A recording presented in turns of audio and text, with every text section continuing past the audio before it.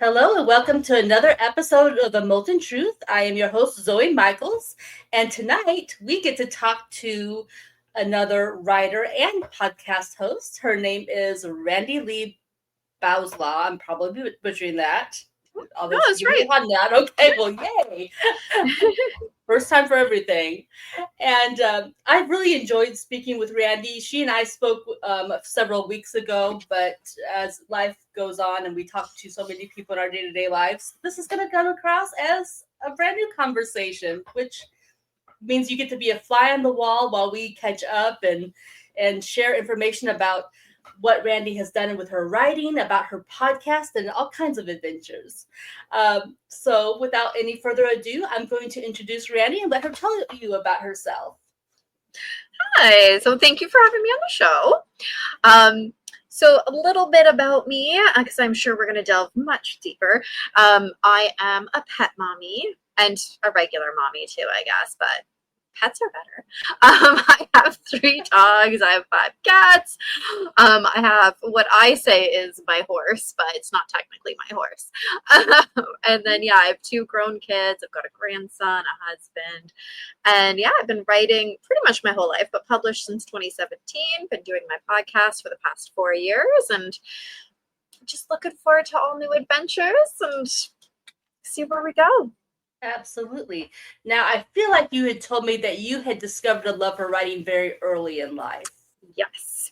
Yeah. So I like to say I really started writing when I was 14, but ultimately I was writing even before that. So when I was little, um, probably elementary school, I would write like this household newspaper and make my mom read it because clearly she needed to know what I thought of the TV shows we were watching or what she cooked for dinner.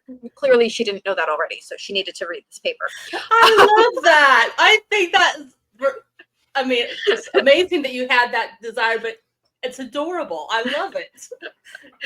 Yeah, If I had a so little one, that's exactly what I would want. right? I remember doing it on our old computer, right? When like it was just Windows and there was no internet on it. Like it was the funniest thing. Um, and then I'd write plays and make my cousins act them out with me. So I've literally always been a writer. That is amazing. And I love that you wrote plays because that also ties into something you had told me back when we were first talking about you coming on the show. And we'll leave that for a little bit later. But, spoiler alert, hint, hint. But yeah, that's cool. That's very cool. I have to say, as much as I always enjoyed writing and did my fair share of little writing, I never did a family newsletter and I never wrote plays. So that's Okay. unique by Yes. comparison, but very, very cool. Now, you told me your most recent book was released last December, and I Yeah. think it was poetry. Yeah. So good memory. Yeah. It I was have notes called. too. Shh. I was trying to give you credit. Yeah, I'll throw um, myself under the bus. Here comes the bus. so it's called Thoughts of a Warrior. It is actually a follow-up book to my very first one I published back in 2017 called Thoughts of a Wanderer. And it's the continuation of my story basically, all through poetry. So the first one, Thoughts of a Wanderer, was the poetry I wrote as a teenager when I was super depressed. So very dark stuff. And then Thoughts of a Warrior, I was like, maybe it's time to. At first, I was thinking maybe it's time to redo the first book. I was like, no, I don't want to redo it. I want to add. I want something new to show, getting through the crappy parts of life. Not that I don't still have them, but not Yeah, nearly as often. So yeah, that's how that one kind of came to be. What it is, it's the after words of the depression and things. And so poetry is just the way I've always expressed my emotional side. So it was very fitting to do it. absolutely. Well, and you talk about, adding on, and I forget how you worded it just now, but when we're young, when we're teenagers, I mean, a lot of teenagers go through that, but the difference I think is that as we grow and we learn, and hopefully we have good experiences, we also develop tools to help us process those negative things. As young people, we haven't really learned what the Right. tools are. Yeah. And oh my goodness, can you imagine a young person who did have those tools, who knew early Oh, on how to process that thing? What a powerhouse that would be. right? Exactly. They'd be unstoppable, I feel like, because they'd hit a tough time. They'd be like, wait, hold on. I'm such a visual person. So they're going in their little toolbox, going through and figuring out which one. Yeah, exactly. They're figuring out which one's going to work. And yeah. Yes, wouldn't that be something? You know, I used to get very frustrated in the school settings because I felt like we learned the same things over and over again. Yes. But what an amazing thing it would be if among the things that they taught kids was this toolkit of, okay, this is how you feel, this is how you process it. Mm-hmm. You know, even if they had like visualization type things, but just something. Something to help them. Yeah, exactly. And if I may, I'm just gonna rant on school for one more moment. Go. When I look back, especially here where I was raised, the transition that they have kids go through from when they're outside playing, naturally getting exercise, loving the exercise, to nope, you can't do that anymore. Recess is a thing of the past, and now you will have gym class. Yeah. Now, I completely agree. It's fun to learn new things, but could it be done more smoothly where it's incorporated into a recess? Yeah. I wish that was the case. School, the way that school was created way back when the concept of put these kids in a class and teach them all the same thing at the same time was really designed when all the factories were going up. So they were basically wanting to make factory workers. They wanted you to come in and fit this mold so that when you got out, you could fill these positions. Yeah. But now when we're coming out of school, you're not going to one or two positions. There's hundreds of different jobs out there, but school has not adapted to what society has now become. Right. Yeah, absolutely right. And I think, again, this is just me having opinions.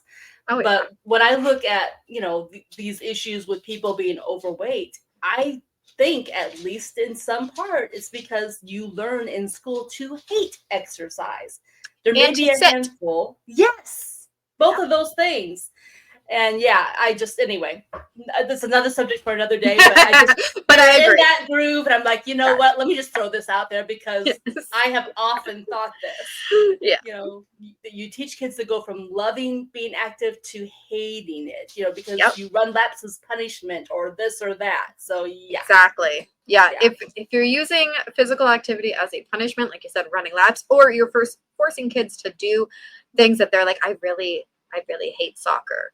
Yeah. And it's like, nope, this is the unit we're on. So you're going to do soccer for the next 3 weeks. Exactly. You're going to get, yeah. Anyway, different subject for a different day, but I had to go there. We were in that moment. And I was like, oh, yeah. Let me take advantage of this moment to say this. I would too. Yeah. Now, you talked about your animal. Some people here call them fur babies. Yes. But, you have one that has his own book, I think. Yes. So I actually have 2 books about 2 of my cats, except the one cat, she died a few years ago. So that was my first kids book. A Diamond the Cat is literally what it's called. And it's for like tiny, tiny little people because it's all like very short running. But then more recently is Neo. So it's called Neo's Forever Home.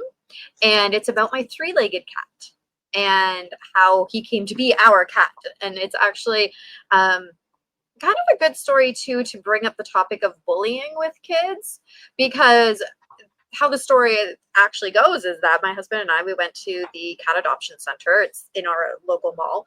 Went there and we just always browse because it's in the mall. So we just look at all the kitties and you want to pet them and love them. And there was this one cat, and each of them have their signs, right? And it says 3-legged cat. He was in the little house thing. And you could hear a couple people going, oh, it says there's a 3-legged cat. I want to see it run. I want to see if it can jump. Oh, that will be so funny looking. So my husband looked at me and he goes, we have to take the disabled kitty home. We hadn't even seen him. But because people were making those comments, he's like, no, the disabled kitty comes home. Luckily, he was an absolute sweetheart, so he gets along with everybody else. But like, we hadn't even fallen in love with him. We just knew that he needed to come home because people were being mean to him. Yeah. Well, and I love what that says about both you and your husband, that sight unseen, the moment you heard people kind of speaking badly about this poor little kitten, that you made that decision right then and there. I mean, that shows such generosity of heart. And I love that. He is such a sweet boy. He does not slow down ever. He is so cuddly and lovey. And the only thing is that he can't jump quite as high as some of the others. But I mean, he runs around and plays and instigates very well. Love that. Does that incorporate into the story about him not being able to jump as high as the others? I feel like that should be like either its own little book or a chapter in one of the little books. Yeah, so it could be in the future. You never know what's going to happen. It's not in his origin story, but who knows what will happen in the future. Yeah, absolutely. Now, I really do think it's good for kids, really everyone, to have stories about that, about like, how to deal with being bullied.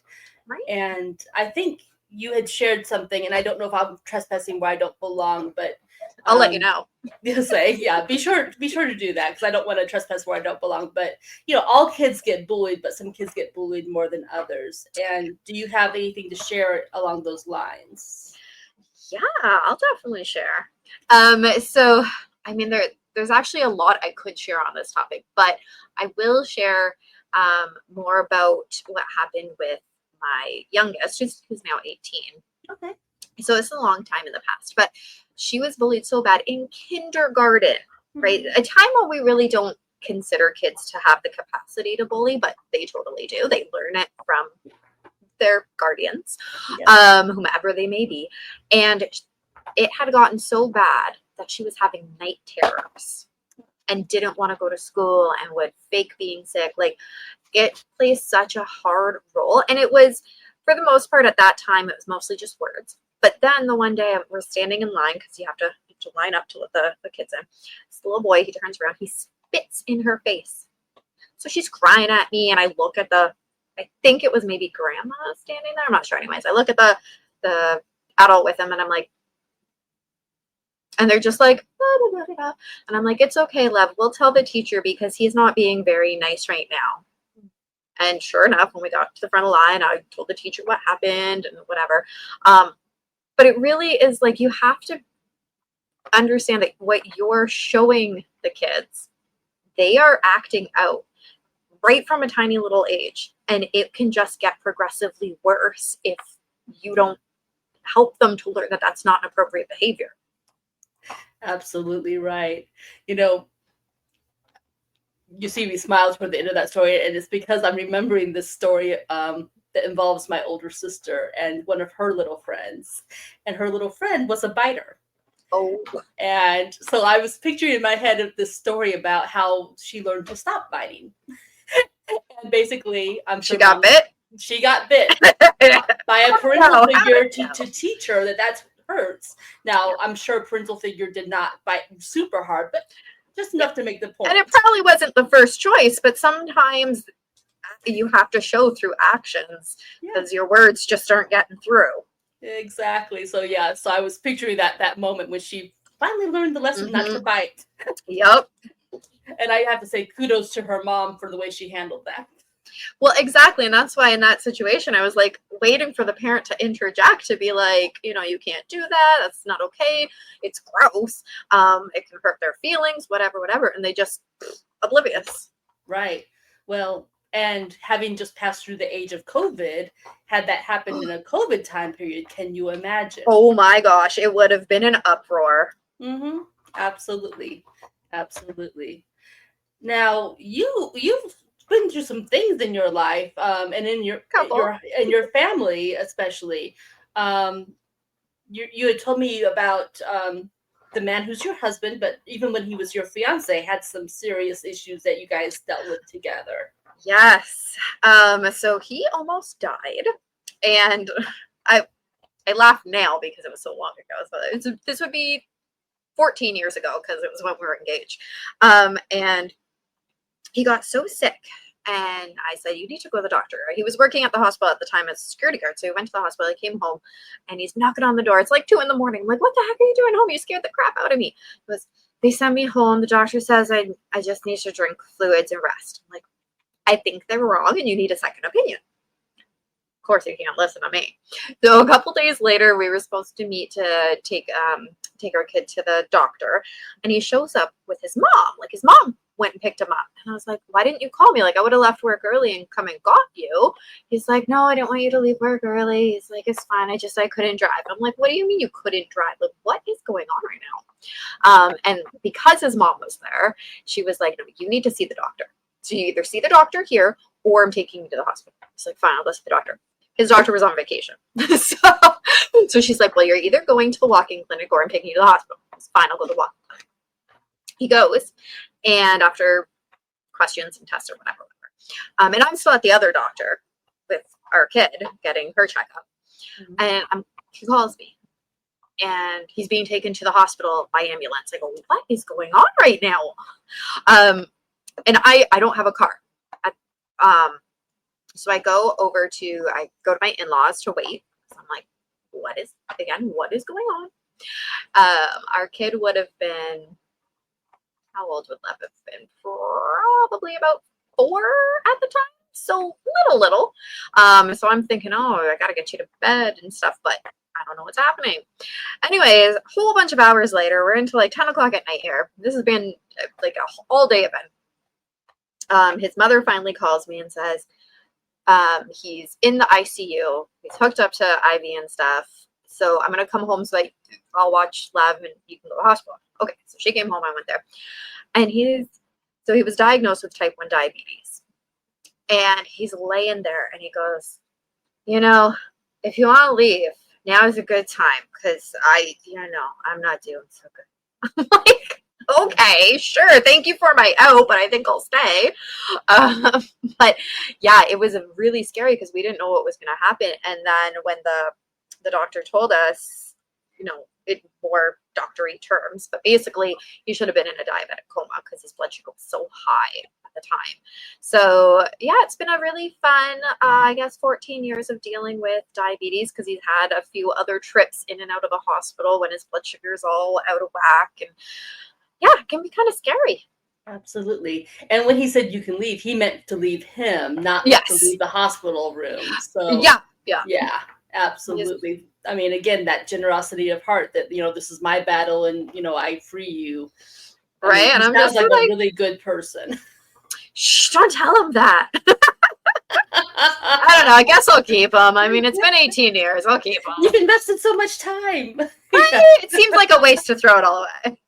But I mean, there's certainly, some people would have, kept that to themselves or, said, found a way to hold on to you. He gave you the opportunity to leave and gave you both a chance to show that generosity of heart toward each other. So he wasn't getting rid of me that easy. So there you go. Exactly. I love that. And then, so all the battles with health were over after that, right? Aside from the diabetics. You're funny. Which one should we talk about next? So let's go physical. This would have been, I think we're going on about 6 years now, 7 years. I was diagnosed with cancer. And it was very scary because anytime you hear that C word, it is scary. So, my PSA out there for the ladies, do not wait to get your PAPs. Make sure that you get them on a timely manner when you're supposed to. It's my PSA for the world. So basically that's what happened. Everything was a little bit crazy. And, you just put stuff off because you're a mom, you're taking care of stuff. And so I went for what should have been a yearly PAP or whatever. And it comes back and the doctor calls me and so there's irregular cells. It's precancerous. So we just are going to I'm going to send you a gynecologist. We'll just take it a little bit. I'm like, okay, that doesn't sound horrible. Sure. So I got the gynecologist. They schedule in the minor surgery, right? And they take out the little bit. Okay, cool.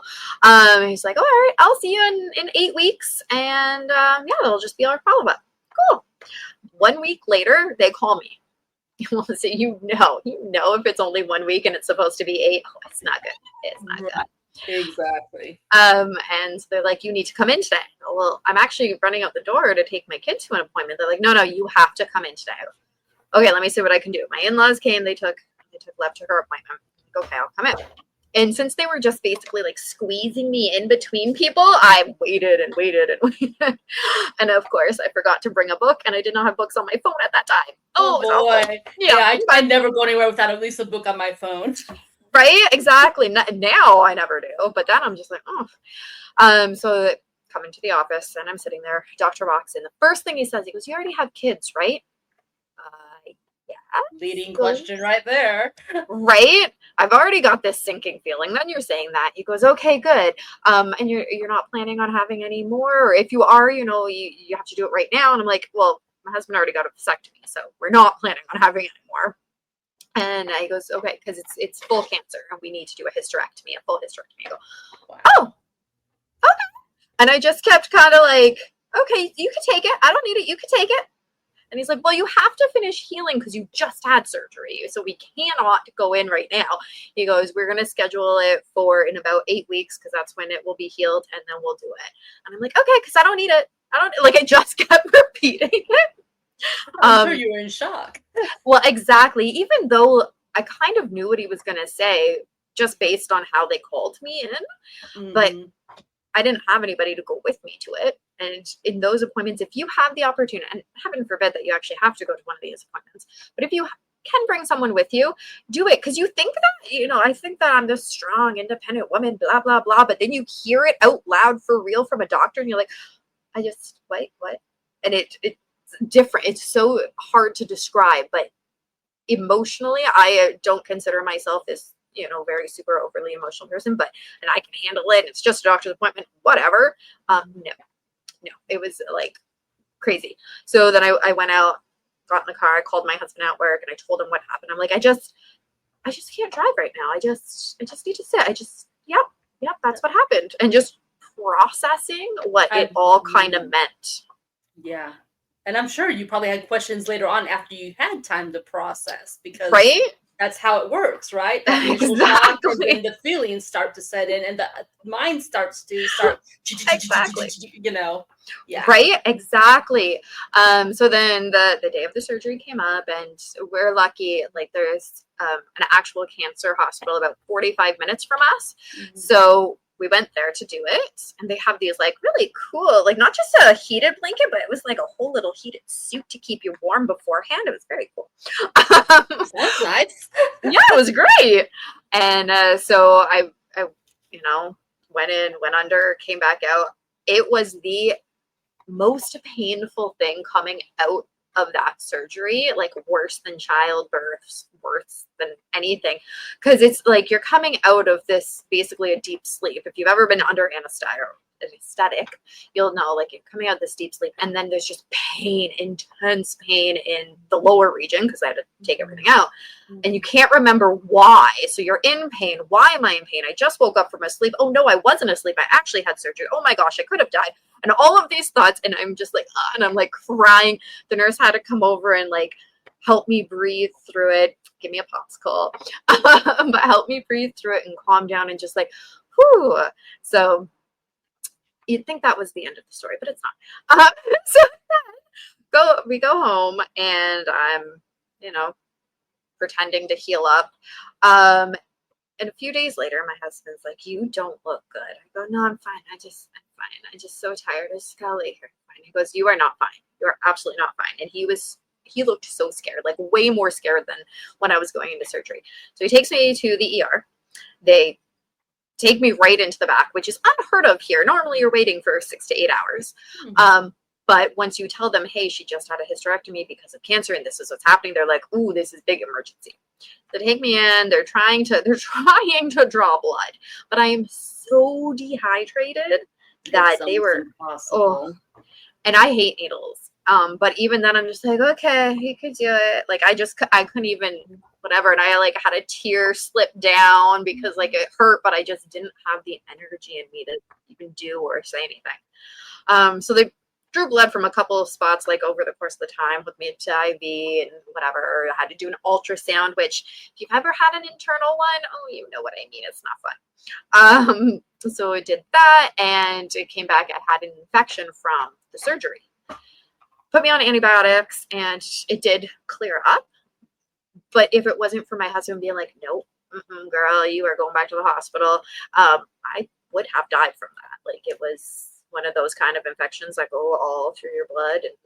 And yeah. When the doctors say, watch out for this or that, or they have Yes. that hospital follow-up, that's not just so they can put some more money in their pocket. There's a true reason why they want you to watch for that. And it's good that he took it seriously and that you took it seriously. And it felt absolutely horrific. And then after that, after I was feeling better and I had my follow-up with the oncologist, they said everything went swimmingly, other than the fact you got an infection, but everything went swimmingly. And they got all the cancerous bits out, so I didn't have to do chemo, radiation, or anything. So that was so good. Yes. Yeah. Silver lining there. That, and well, now I didn't have to deal with any monthly visitors. Also a good silver lining. Right? I like to joke now that I've sort of processed it. I go, well, if I had to have cancer, at least I had the one that, gives me something in the end. Right, some benefit. I'm with you, though. I mean, I don't have the medical history that you do. I've had a pretty tame medical history. But, oh my goodness, I'm loving being in my 50s because, hello, fewer of those. Right? Exactly. So you gotta think of the benefits. I can't take away the fact that I had it, and I can't, but I can look at the silver lining, and going swimming whenever I want is a silver lining. Big time. Because how many times have trips been spoiled because, oh, doggone it, I had to plan this weekend. Guess what? Decided to visit the same week. Mm-hmm. Oh, yeah. Freedom. So I'm curious because of like what you dealt with your fiance, now husband, had his health issue scare, and then yours. How much of that played into that book, the Thoughts of a Warrior? So I will say his didn't play a super big role in it. Sorry, honey. But, I mean, I'm sure some of the emotional side is definitely there, but there is actually one specific poem written about that moment when I got the diagnosis for cancer. Because again, emotions are best expressed through poetry. So I sat down and I was like, hey, how did I feel at the time? Ooh, and the words just flew right out. And so there is a very specific poem for that time. Interesting. Are there any other, I'm trying to think of the word, pivotal is what I want to say, but any major episodes, anything pivotal also that factors at the forefront of that book for you? So another really big one that kickstarted the book was actually kind of body dysmorphia. My mom had commented, and I know for her she didn't mean anything by it, but I also tried to explain to her how these things actually sound. And so she knew that I was watching what I ate. And she made a comment about how, well, if you eat pizza every weekend, then you're never going to lose weight. I'm like, actually, I have, because you don't have to watch every second of every day, because that's how an eating disorder starts. Been down that road. Don't want to go back down that road. Right. So I was so upset by this because I've tried to explain it to her so many times. That I expressed myself through poetry. And so I wrote it all out. And that poem is actually the one where I went, it's time for that second book. I'd already been pondering how to rewrite or add to or do something with Thoughts of a Wanderer. But it was that specific poem that I went, all right, this is what I'm doing with it. Now, was that maybe a flashback to being a teenager in her house where she had said something similar? Is that why it was so pivotal? Or yes and no. So it's not as much what she said as the overall feelings of a teenager. So she had said little things here and there about that, mostly about my big old feet. She used to call them boat feet. They're actually just a size 8.5. They're not that big, but they are wide. Except my feet grew before like the rest of me, so I was very disproportionate. Yeah.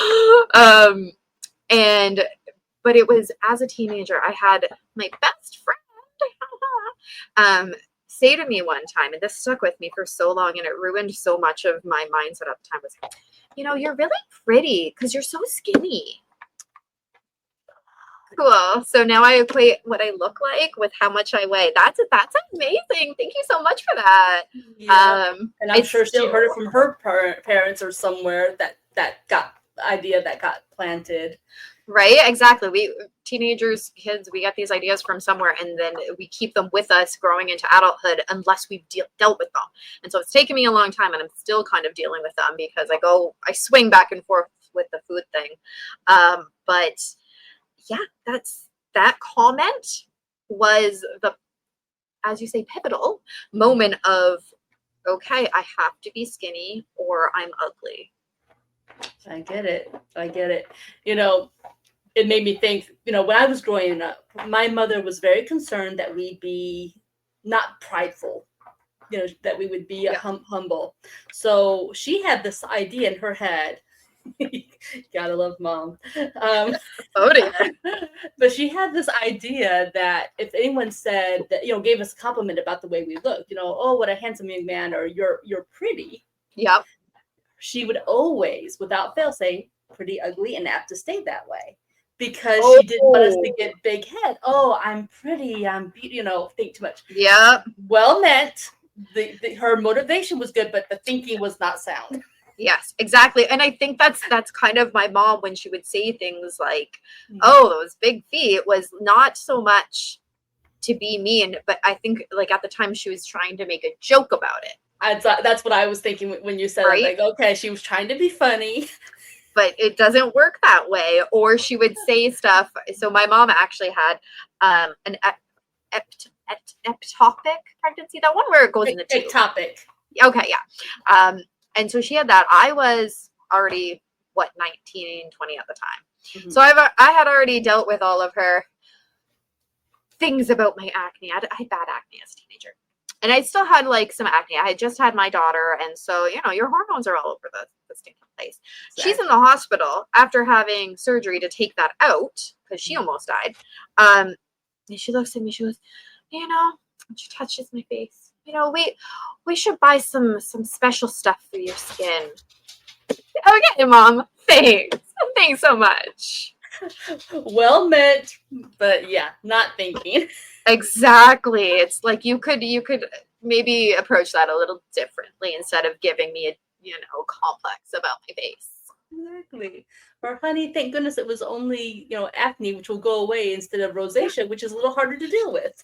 Right. Exactly. Of all the side effects that can come from the hormones, this is the minor one.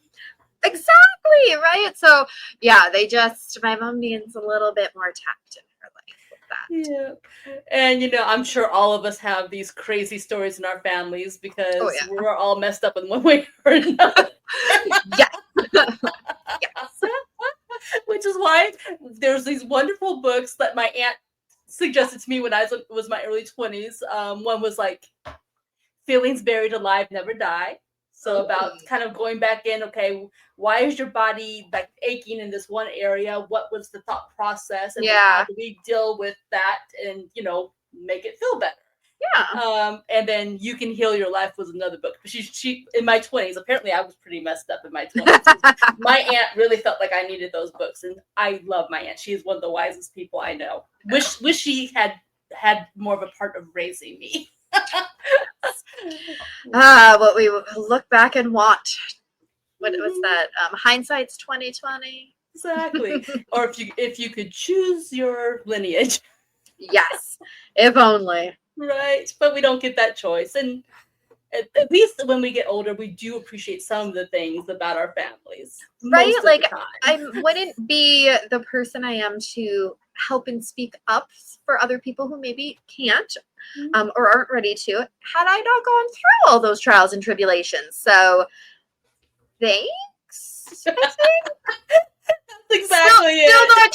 Still not sure if I can thank the issues wholeheartedly, but Yeah.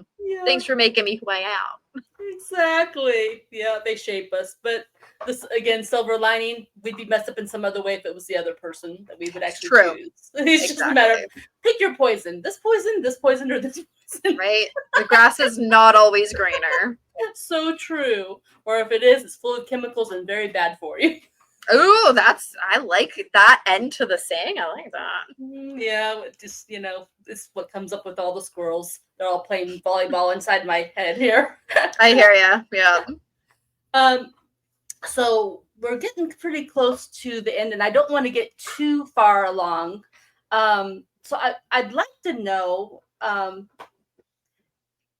did you write your books and then later on decide to launch a podcast, or how did all of that flow for you? So I did write my first couple books before the podcast. So my first book was published 2017, my next one 2018. Then I had cancer, so it was a bit in between. But then my podcast, I've been doing it for 4 years now. So it came in 2021. So not a huge time gap between when I published to when I started it.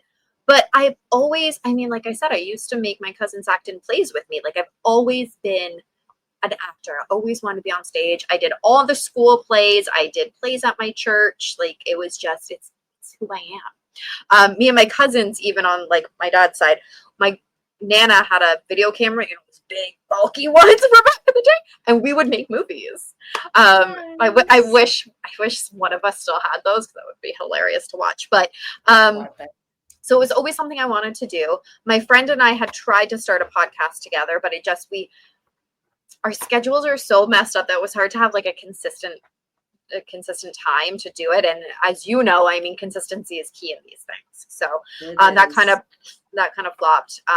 But then I was talking to a few different people, and they gave me this idea to get guests. And I'm like, guests? I never thought, how would I even do this? So I started looking into it, and I was like, well, obviously I want to talk about mental health. Like that's very clear, the purpose. My biggest thing was just how the heck would I get guests? So I found, as through doing my research and stuff, I found that radio guest list. And I was like, cool, I'll throw it out there. I'll see what's going to happen. I don't know if this is going to work. I had like 100 people within a week. And I was like, okay, I don't know what the heck I'm going to do now. There's way too many, and they all seem so good. So I started making a wait list. And at the beginning, I wasn't working full time, so I was doing 2 episodes a week, which I absolutely loved. So I was getting through guests and stuff. And then, as you go, you learn other things. So I found other ways to find guests. And now I've made connections with like Mickey with Creative Edge, and then Podmatch I use pretty exclusively, those 2 kind of avenues now. And it's been absolutely fantastic. The guests are always great. And I still usually have a wait list. So what I do now, through learning all the different trials, I do my calendar 2 months at a time, because I know that my life changes, other people's change. So I do 2 months at a time. I'll put my podcast on like pause on like Podmatch and be like, okay, I'm waiting until I have openings. I'll make a wait list of anybody that didn't get an opening in the last round. You guys get first dibs. And then I'll do the next 2 months. So it's really working well. That's kind of the strategy I've been using this year. And it's working. So we're going to, knock on wood, we're going to see that it keeps working. But I've absolutely loved it. And so now, yeah, it works so well and meshes so well with what I write and now what I talk about.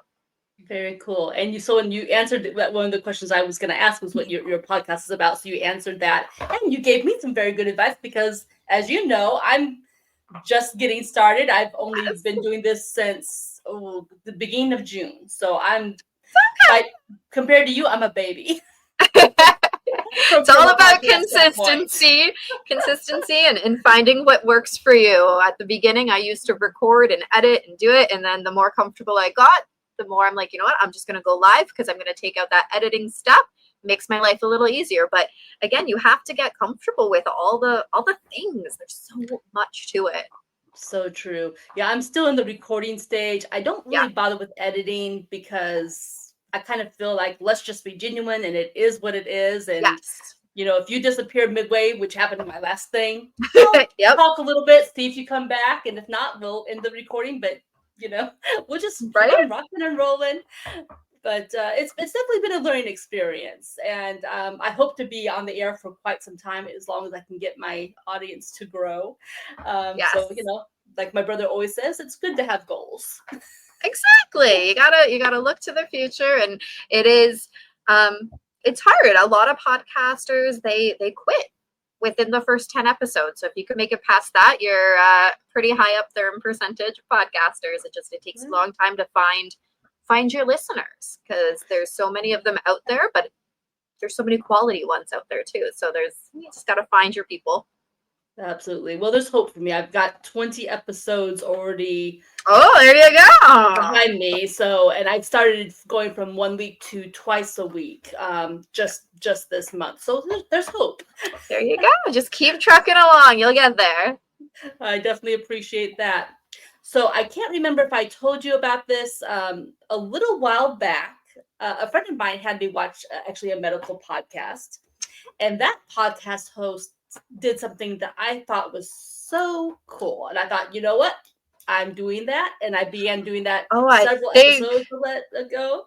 Did I tell you? I remember. I think so. So I love the idea of one guest posing a question for a future guest, someone they don't know, something completely random. Yes, I do remember you telling me this. I am prepared for this completely random question. Sounds good. This one's kind of a unique question. It's not one I ever would have thought to ask. All right. If this season in your life was a scent or a smell, what scent or smell would it be? Very unique. I have a lot of thoughts going through my head, but let me ponder this for a second, because I want to make sure it's the right smell. It would be like a lilac-y orange blossomy one, because I love those smells, and I feel like right now I'm really coming into some exciting things and wanting to try different stuff. So I think that would be like a really try something new type deal, and really fresh. Yeah, kind of like sweet and experimental kind of. Exactly. I like it. That's a very cool visual vibe type of thing. I love that. Great answer. That's why I had to ponder a moment. Cool. And that was a quick moment. I mean, you thought of that fairly quick. So because there was a ton of them popping in my head. I'm like, hey, if I think too long, I'm gonna have too many choices, and too many choices is not good. Choice paralysis. I deal with that. Oh my goodness, yeah. That's another subject another day. But yes, yeah. So once my brain hit like 5 or 6, I'm like, okay, pick. Well, you chose well. That's pretty cool. Now, did you have time to think of a question for our next guest? I did. You ready? I'm ready. If you could be any animal, what would it be? And of course, why? Any animal. What would it be? So I used to be an employment counselor, and we'd have to do mock interviews with clients. That was one of the questions that I would use in that, and people would be like, "What?" And do you want to know what my favorite answer always was? I am curious. A chameleon. A chameleon, because they're versatile. They can blend in with any type of It is a good answer. Not the first one that would have come to my mind, but I like it. Right? That was the one I always loved. I mean, there's lots of good answers as long as your reasoning behind it makes sense, but that was always the one that I was like, that is top tier right there, because your adaptability to all the situations. And to people. I would think that would also factor into people, because when you work in a corporation or anything that's, we're going to call it people heavy. Yes. You have to be able to adapt and get along with everyone, because otherwise they're going to kill you or you're going to kill them, one or the other. Right, exactly. So interview styles. Not literally, but. Right, I know what you mean. But interview styles, that was a great answer. for like Yeah, your no. everyday life, it might not be a great answer for your everyday life. You might not want to be that people pleaser or be changing all the time. So you might come up with a different answer. So I always loved hearing what people would come up with. So Yeah, that's for you now, or for whomever is next. So I love that. And it's interesting because once upon a time, when I lived in Ecuador, I used to teach English to people. And in the textbook that I was teaching out of, that was actually one of the conversations we had, was about human resources and power interviews and those types of unusual questions. So that kind of brought back some memories for me back in the day when I was doing that. Very cool. Yeah. Yeah, so that was nice flashback for me. Thank you. You're welcome. All right. So presumably your books are available on Amazon. That seems to be the gold standard for all writers, right? We have to get our Amazon and get our awards and so on. Where else are your books available? So pretty much exclusively on Amazon. It's the easiest way for me to manage them all. And I'm all about ease of doing things. So that's the best way. But they are, you can get them in different versions. You could do the paperback or you could do the ebook, whichever is easiest for you. And then, if you wanted to follow along, because I'm sure that's probably one of your follow-up questions, I am on my website, as you can see, it's rbwriting.ca, and I'm on Facebook under RB Writing, but then Instagram and TikTok on Randi-Lee Bowslaugh. Okay, I appreciate that information. And of course, YouTube and Spotify under Write or Die Show. I'm glad that you brought that up as well. Very cool. Well, any last words or thoughts you want to share with our audience? This has been way too much fun. So thank you. I didn't know what we were going to get into because I know we had such a good chat before. So it was lovely. And you know what? Anybody who has kitties, go pet your kitties because I keep seeing yours run around. I know, she keeps coming out like, stay away from the microphone. I think she probably got her little voice clip on there. Probably, and I love it. Yeah, she's a sweetheart. I don't know if you can hear it too. My dog is sitting here in her spot, gnawing on the bone. So in the background, there's probably like dog gnawing noise. Oh, that's okay though. Right? Yes, totally fine. We will take it. Oh my goodness, yes. Well, I've really enjoyed talking with you. I think we enjoyed our first conversation too. I think so. I knew it was going to be, here comes the other kitty. I have two. Baby. This is Orlando. Hello, Orlando. Baby. Oh, yeah. Hello. He's of the school of, I can touch you, but you can't touch me. Yes, many are. That is his personality. So, so they're a lot of fun. They keep me company and... what's it called? Oh, oxytocin. They are my oxytocin source because I don't have any kids at home, and there you go. Me and the animals. So glad to have them. Perfect. Yeah, but anyway, I knew we'd have a good time talking. That's why I didn't worry too much about an outline. But thank you so much for joining us. You're very welcome, and thank you so much for having me. Anytime you want to keep chatting, I feel like we could go forever. Sounds good. Well, I might tag you for some advice. Since you've got 4 years up on me on this podcast thing. Sounds good. It's always welcome. Sounds good. All right. We're going to end the recording, but thank you again. Here we go.